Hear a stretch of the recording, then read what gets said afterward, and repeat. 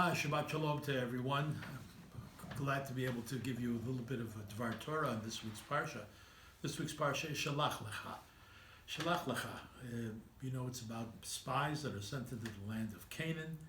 40 days later they return and they're carrying this big cluster of grapes, and pomegranates, and a fig.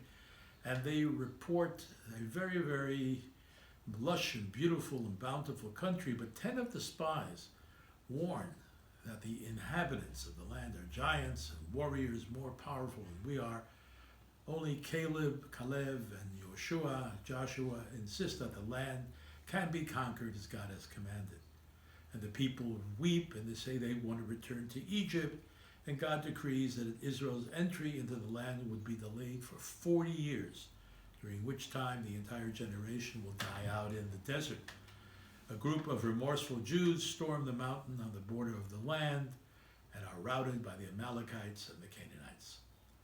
We also have in this parsha the laws of minachot, of meal and wine and oil offerings, as well as the mitzvah to consecrate a piece of dough, challah, when you're baking bread. That's why we call our Shabbat bread challah, because of the mitzvah of taking a bit of the bread and burning it before we bake the challah. We also have the story of a man violating the gathering of sticks on the Shabbat and put to death. And it ends with this marvelous mitzvah of tzitzit, of wearing four corners of our garments, so that we should remember and fulfill all of the mitzvot. Traditional commentaries all point to the curious nature of the parsha's title, Shalach Lecha, literally, send to you. The imperative shalach, send, would have been enough in the instigation of the sending of the scouts into the land. Why Shalach Lecha, send to you? What manner of introspection is this referring to? Moses is being commanded to take in this mitzvah, even though he does not necessarily agree with it. Take in. It might be said that the needs of the people to scout the land before beginning the going up to Canaan. Perhaps Moshe saw this, that the results would not be positive, but he was ordered to look into himself and empathize with what the flock felt was necessary. Now, there are so many components in this parsha, but the essential one to me is the failure of the 10 of the 12 spies who returned with a negative assessment of the Israelites' capacity to go up to the promised land, to enjoy its bounty, witnessed by the huge cluster of grapes that they brought with them. Do not the inhabitants live in fortresses in the field? They were asked to scout out, is the soil rich or poor? Is it wooded or not? And they were given this mission to assess the nature of the inhabitants of the land. So the recalcitrant 10 spies describe the inhabitants as Amalekites, as well as 5 other groups living there, and that they also encountered giants, titans, who frightened them. It is a land, they say, she'ochelet et yoshveha, a land that devours its settlers. And then they say, we saw the Nephilim, these mysterious progeny of those described in Sefer Bereshit as those who were descended to couple with human females to create a mixture of mysterious creatures. The 10 spies then say the most telling words in the Parsha in chapter 13, verse 33. V'nehi be'einenu kechagavim, v'chen hayinu be'eineihem. We appeared as grasshoppers to ourselves, so they must have looked at them, so must they have seen us as them. Now, this was the source of the transgressive nature of the report back to the Israelites, who were camped in readiness to go up to Canaan. Their demoralization soon spread through the camp, and it was obvious that this generation of freed slaves would not be able to take on the task of conquering the land. The decree of wandering in the desert for 40 years, each year for the duration of the spying mission of 40 days. All would die in the desert, and only the next generation would be able to take on the mission that was to be at the hands of those children and those who left Egypt. Now, ultimately, it was the 10 spies' lack of self-esteem that sealed the fate of those who experienced the miraculous exodus. All of their encounters with God's presence and their liberation wasn't enough to carry the day.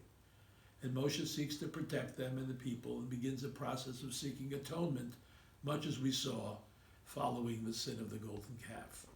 But this atonement does not save the generation of the spies, but it does derail the goal of returning to their ancestral homeland.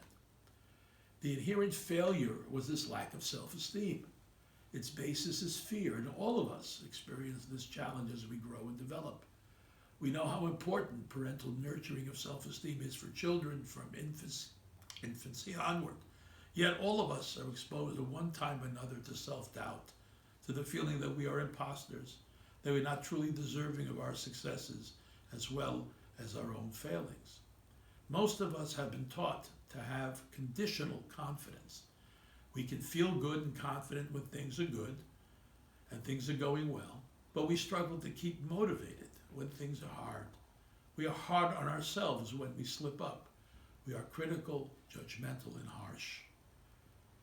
In a work by Bart Mandel, he says it this way: unfortunately, in today's society, it's increasingly difficult to maintain a sense of self-worth, and therefore the experience of genuine confidence remains elusive. We might say that this lack of self-worth or self-esteem is one of the biggest problems we face, and it manifests in many ways. Tragically, low self-esteem is good for business. In the material world, there are advertisements of all kinds suggesting that we could and should be more this and less that. Maybe an ad is asking us to buy shampoo, that our hair is more beautiful. And somehow it triggers something in us because we have this lack of self-confidence, not just about our hair, but about our own self-worth in general. All kinds of images and references, reference points belonging to the outside world are used to reinforce this inferiority complex that we all have to some degree. Marketing presents us with an image of an attractive, airbrushed woman or buff man with six-pack muscles, and somehow we wind up comparing ourselves to those people, which inevitably makes us feel worse. The make-pretend world lets us know that we are not good enough. It erodes our self-image and suggests unrealistic solutions to building it back up. And it's not only about physical appearance or lack of confidence, but also expresses itself in psychological experiences and emotions. If we get into a challenging situation while working with others, for example, it might be embarrassing. Maybe someone says something to us that makes us feel exposed or inadequate, and we don't like that. Nobody likes that. The embarrassment is somehow another reminder that we're just not good enough. We also have ways of dealing with this. Perhaps one of the most essential ways that I've looked at from all different aspects of psychology and elsewhere is through meditation. Bhante Guarnaratana, a great Buddhist teacher at the Bhavana Society of Forest Monastery in West Virginia, says we must start the practice of loving kindness with ourselves first. Sometimes some of you may wonder why we have to love ourselves first. Wouldn't that amount to self-love and lead to selfishness? When you investigate your own mind very carefully, however, you will be convinced that there is no one in the whole universe that you love more than yourself. The Buddha says, he quotes, "Investigating the whole world in my mind, never did I find anyone dearer than oneself. Since oneself is dearer than others, one should love oneself, should never harm others. One who does not love oneself can never love another at all. By the same token, one who loves himself will feel the impact of loving kindness and then can understand how beautiful it is in the heart of the whole world is filled with that same feeling of loving kindness." Jewish sources as well talk about why self-love is important. As it says in the book of Leviticus, Sefer Vayikra, you should love your neighbor as yourself. So the question becomes for us, how do we understand ourselves and what love of ourselves mean?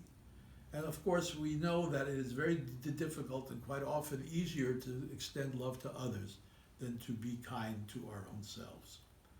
Understanding and accessing true love is at its core of all spiritual practices, which teaches us that love is the ultimate reality and most powerfully transforming energy that we can access. Now, the lack of self-esteem can be tackled by self-affirmation. Self-affirmation. All of our efforts to love the other are embedded in the work of loving ourselves. And this is no easy task. And one of the ways to do it is through, as I mentioned, mindfulness practice that can help alleviate fear. When we are in a moment fixing our consciousness on our being alive in the moment, we can liberate ourselves from fear and anxiety. The future is unpredictable and the past is not retrievable. Our fears are usually embedded in our natures, in the so-called fright and flight reflex. Now, that fight and flight reflex was very, very important in our evolutionary development. But the question becomes, is it still useful today? Will this alleviate our fears? But one of the better ways, perhaps, is not to flee, but to be there, to be in the struggle, and to be part of the human solidarity and its affirmation of our worth, our strength, and our confidence. This is especially true today as we deal with the protests about Black Lives Matter and other challenges that we have. We could flee from it, being frightened by it, and not engage in it. And we are asked, I think, in order to alleviate this sense of low self-esteem or this lack of fear or lack of self-confidence, by engaging ourselves. A great rabbinic scholar, the Chazon Ish, says, love yourself and acquire honor and respect, but know where your true happiness in this world stems from and what your true source of honor is. True honor, he says, lies in humility. One resorts to false pride and vanity as a result of low self-esteem. True happiness, he says, lies in liberating ourselves from our natural tendencies and elevating ourselves through serving God, learning Torah, and keeping his mitzvot. Shabbat Shalom.